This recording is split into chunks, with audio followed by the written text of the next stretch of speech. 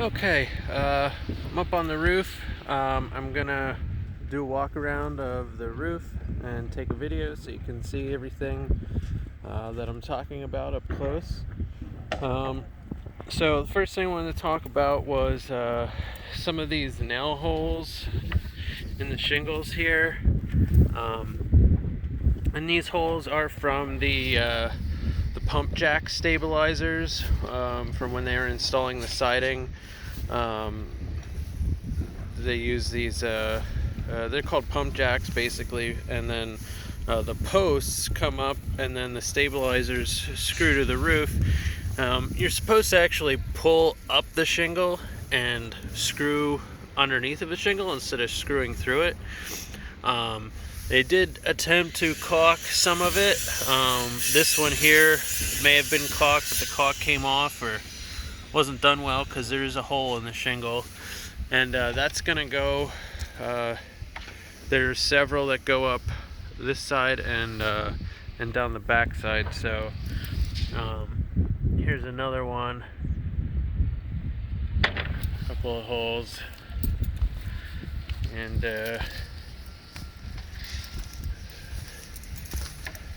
so I can't actually walk down there, but I can see it from here.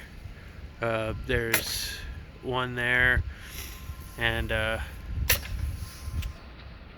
there's gonna be another one down farther.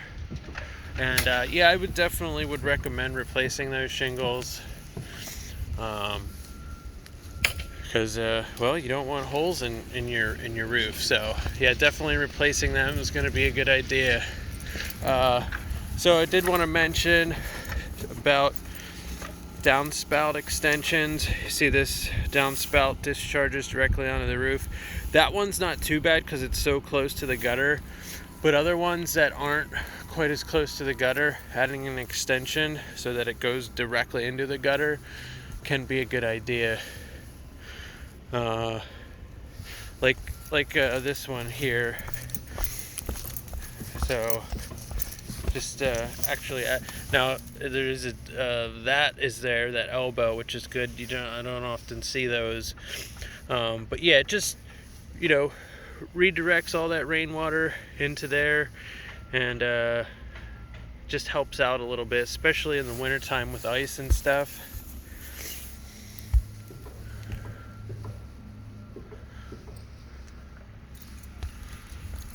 So let's take a walk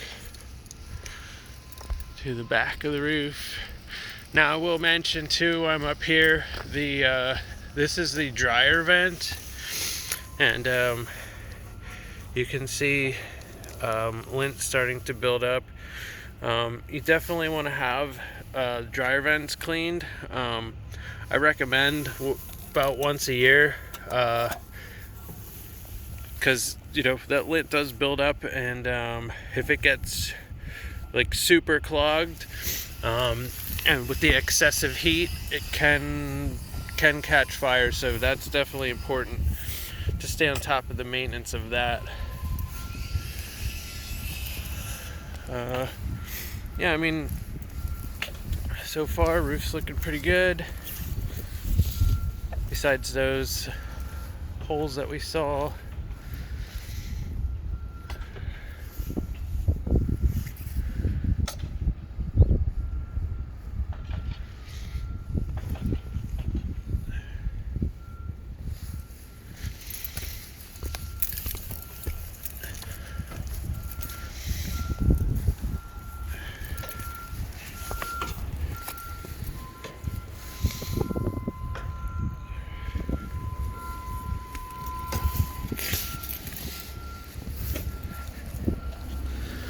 All these vents here, this is the ventilation for the attic. This one here is actually for the radon system, if you were to have it activated. And all the black ones are plumbing vents. So here again you can see more of these holes where they had those pump jack stabilizers.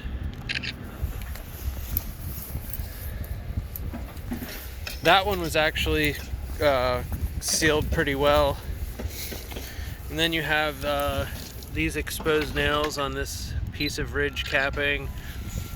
Those should be sealed with caulking.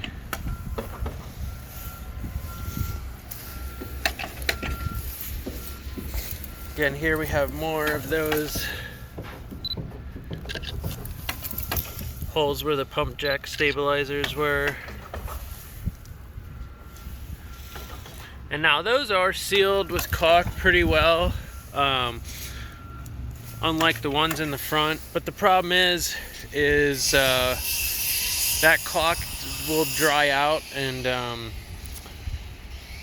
some point it will need to be replaced. So just replacing it with a shingle now is just the best thing to do. You get it done, it's done. You don't never have to worry about it. So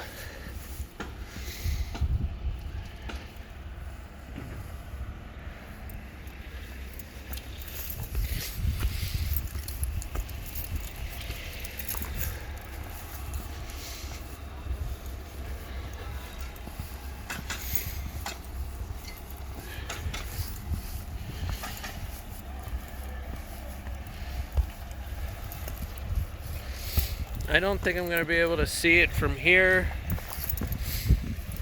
but I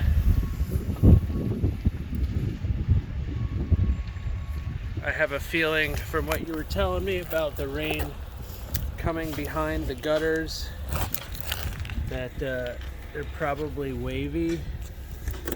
Or, yeah, so yeah, right here there's a big, I don't know if you can see it on the camera because I can't see what I'm looking at, but I can feel this gap right here behind the gutter. So that's definitely, you know, the rain comes down, especially real heavy rain, and it'll just go straight behind that gutter. And honestly, from looking at where this, you could see the mud and stuff and debris, it's down this end of the gutter, which leads me to believe that this gutter is not pitched properly, because if it were, usually all that debris would wash out this way. I mean, you can see where this section where the downspout is, it's all clear. So I am going to come around the back and take a better look, but as far as this video goes, that's where I'm gonna end it. I did see